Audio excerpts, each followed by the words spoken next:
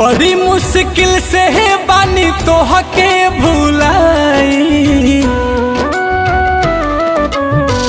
बड़ी मुश्किल से बानी तोहके भुलाई।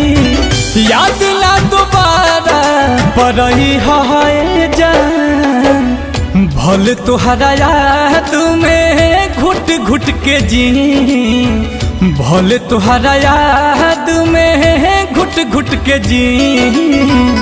फेरू लौट के न अइहा हे जान, फेरू लौट के न अइहा हे जान।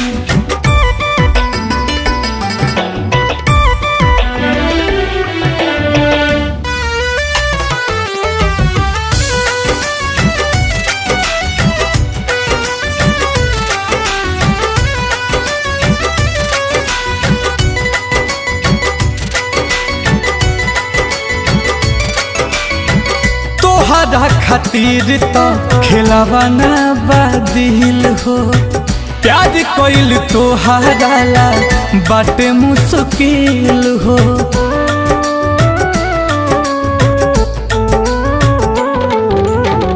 तोहरा खातिर तो खेलवाना बादिल हो, प्यार कोइल तोहरा ला बाटे मुश्किल हो। ढेर दिन बाद बाटे अखियाई सुखल, अब ना दोबारा रोवही है जान, भले तोहरा याद में घुट घुट के जी। फेरू लौट के न अइहा हे जान, फेरू लौट के न अइहा हे जान।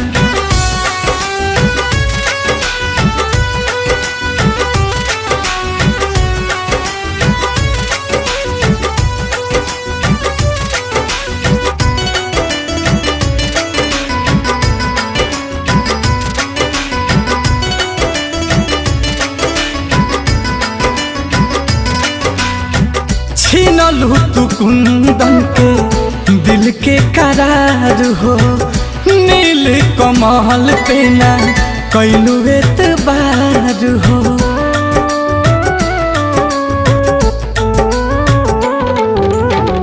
छीनलू तू कुंदन के दिल के करार हो, नील कमल पे ना कैलू एतबार हो। धलेलू संगवा तू जाके आशीष के, उनके से यारी निभाई है जान।